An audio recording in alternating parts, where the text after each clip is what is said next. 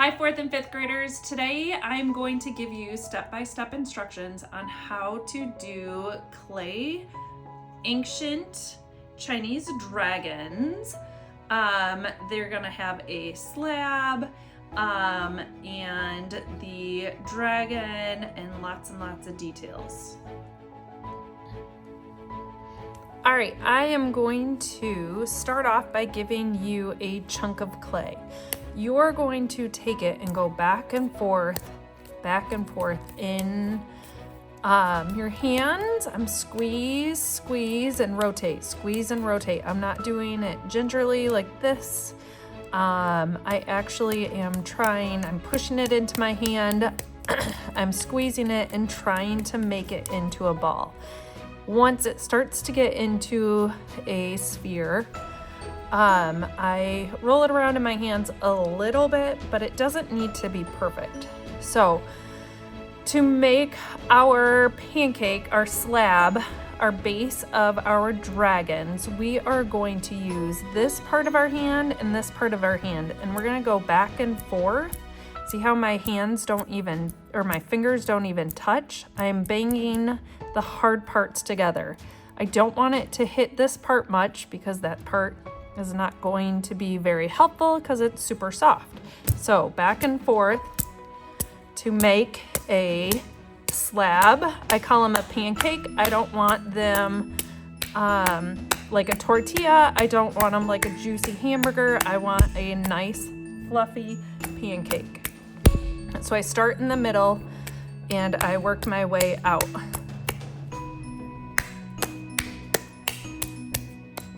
And that's all there is to it.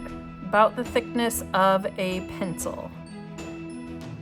Okay, so that is going to be my slab where my dragon will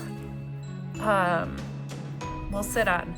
Next, I'm going to give you another piece of clay. You're gonna start by squeezing the clay so it looks like a carrot, a sausage, a hot dog, whatever. But we want to roll this so it turns into a carrot, an old school carrot. Not a baby carrot, but one that actually comes out of the ground, where it's thicker on one side and pointy on the other side. You are going to roll these fingertips to palms, 2 hands. More pressure on this side than this side, and that's how it'll get your ramp or your carrot type shape. You don't want these much bigger than, say, an adult size hand or a pencil, because then they become too big for our pancake. Okay, so carrot, if you want, you can shape the top of this a little bit so it's more round, and that's going to be the base of our dragon. Then I'm going to take the side of my pen tool or side of my fork, whatever I'm using. If you have a knife, you can use that. And that's going to be the mouth of your dragon. So again, I'm going to shape this a little bit. Okay. And then we need to attach it to our base. Every time you put clay and clay together, you need to scratch, water, wiggle. Or in correct clay terms, we are going to slip and score. So I am scratching both the dragon and the slab, the base. Okay. And then slip is watered down clay, like a mud puddle. So I do want to stir it up a little bit and get that clay back in there. I'm putting water, slip on both the slab and my dragon, but I don't want too much, because if it turns into a mud puddle, then we're gonna have problems. Then we wiggle. We wiggle this so it doesn't come off. If it comes off your, wiggling the whole table, sorry about the camera wiggling there. If it comes off the slab easily, then you did not attach it well enough. That wiggle, wiggle, wiggle, so scratching it takes it from this that comes apart super easy to this that comes apart a little bit harder to actually putting it together and making it into one. So that's what that wiggle does. Okay, and a lot of times the bottom or the mouth overlaps the tail. We need to leave a little bit on the side for our legs, and we also need a little bit of space in the middle for our legs. So just like our animals at home, our cats and dogs, rabbits, whatever we have, we need legs on both the left and the right side in the same area. Okay, so if his shoulders are here, his front legs come off his shoulders. If his hind legs are back here, they come off the back legs, the hips. Okay, we don't want 4 on the inside or 4 on the outside just because there's space there. So now I'm gonna get you some more clay, and you're gonna start adding details.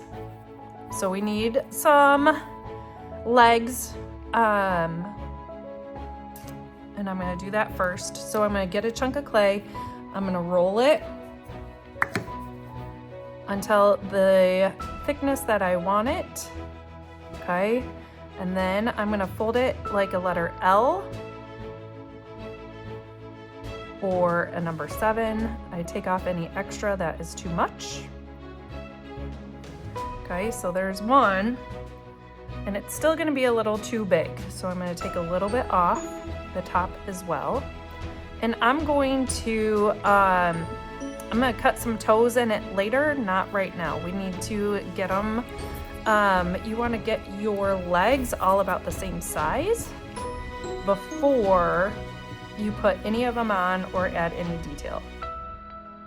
All right, so then scratch, scratch, scratch on both the legs and the body. Same on both sides. There are already some scratches in here for the feet, but I can add more if I need to. Okay, and then scratch, scratch, water, water. And then I attach these, wiggle, wiggle, wiggle. Now, my dears, you need to join this so it looks like it is a part of the body. So there's a couple ways you can do that. You can just use your fingers and put them together, smooth them out like this, or later I'll show you a way how to put coil on there to make it look like, or to make it attached even more. Joining it, it's called. Okay, and then we need to make some toes. I'm gonna put 1, 2 little toes. And then I kind of make them pointy at the end. And I just use a clay tool or whatever tools we have and just push down a little bit to make it into a claw. So we're gonna do all 4 legs like that.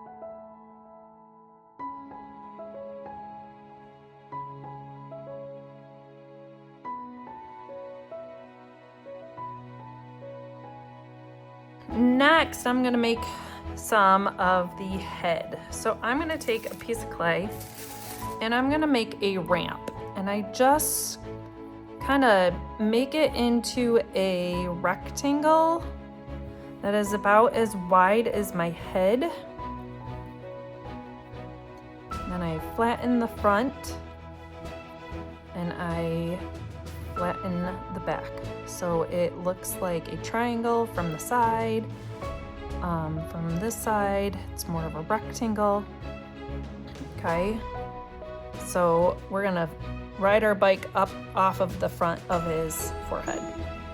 Okay, so it's gonna go right here, and that is going to be where his eyes are. Okay, so again, every time you put clay and clay together, scratch, scratch, scratch, water, water, water, wiggle, wiggle, wiggle. It does not matter if it's a teeny tiny little tooth or a great big leg. It doesn't matter. You still have to slip and score. Okay, so I am wiggling it. Now this needs to be joined really well because it is a part of the head, so that we don't want to see where the dragon's eyeballs are popping off of the dragon's body. It's not how it works. Okay, so this little area right here is not joined very well, so I need to smush it together. And if there's not enough clay there, then I can take a teeny tiny little coil, roll it out, dump it in your slip, and then it can be attached this way. But when you do it that way, you still have to make sure that it does not look like it's a coil. It needs to be joined all the way with the head. And then I'm gonna give them some eyeballs.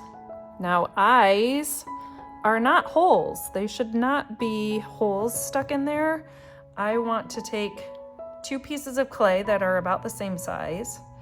And just like when I made my legs, I needed to make sure my legs were the same size. I'm gonna do the same thing with my eyes. So I am trying to roll itty bitty little circle or an oval, and I want them to be about the same size. Okay, and then when I attach them, again, scratch, scratch, scratch. You can use your fingernail for these. Scratch, scratch, scratch. Water, water, water. Even on those little eyeballs. And then wiggle, wiggle, wiggle. Okay. Already scratched the other side, but I am just scratching here. And that itty bitty little eyeball. Water, water, water. And then I am smooshing it in there. Okay, and now I'm going to add a eyebrow.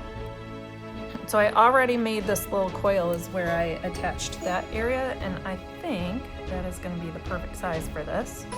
So I am just going to push the sides down, roll the sides down a little bit. Teeny tiny little guys.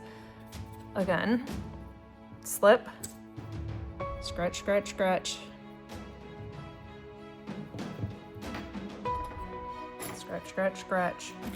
Now this time, I'm not going to join both sides. I only want to join the back because I want him to look like he's got an eyebrow, a unibrow.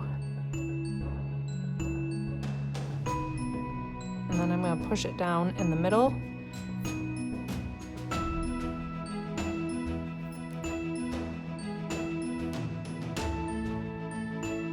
And then join right here.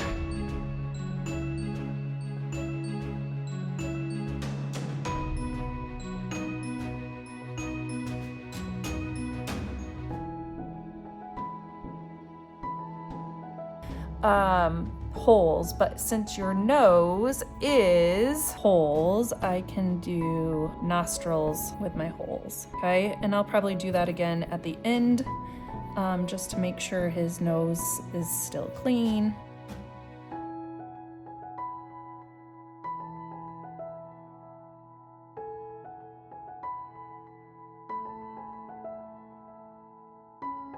I call them fins coming out of the sides of their heads.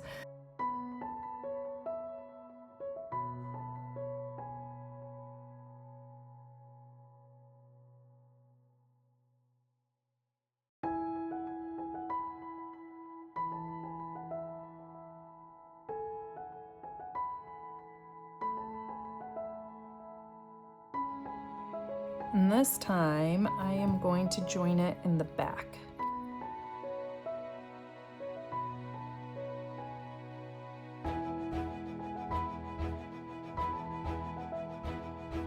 Horns and teeth are like little carrots. So I'm gonna do big on one side, little on the other. We need to make some cow-like ears. They don't fly, so we don't need wings. Ancient Chinese dragons do not breathe fire, so I do not have to have fire coming out of there. I'm gonna add my horns. Now I like to put both of them on at the same time and then shape them the way I want them to be shaped.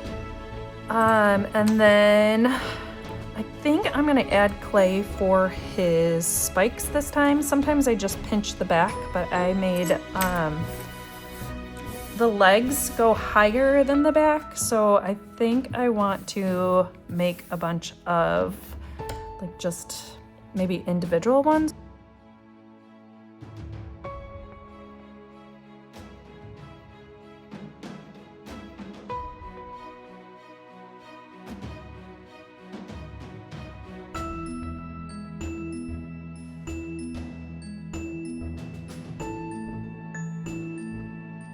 So I'm gonna start with a tongue. And so when I do the tongue, again, I just shape it with my fingers the way I want it to, okay? And then this part in the back goes flat. This gets split in two, because it's like a snake tongue. I'm gonna add some teeth, but teeth are also extremely difficult, okay? So your teeth,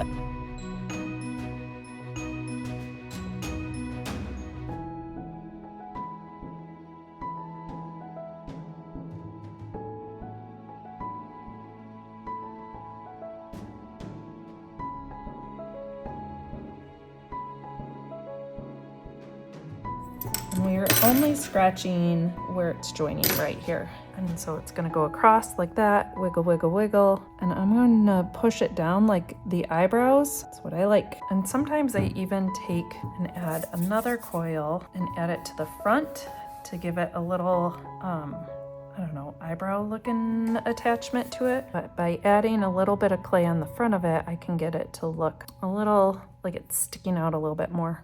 I do not put whiskers on the side of the face because every time a student does that, it falls off. They have scales like a fish. I actually prefer back of the pen tool. So if you are using a teeny tiny little scratching tool or a pen tool, I just put little polka dot on it. Try not to poke too hard. You're doing scales like a fish. You're not drawing into it. And then we also have scales on our leg. So there is my ancient Chinese clay dragon.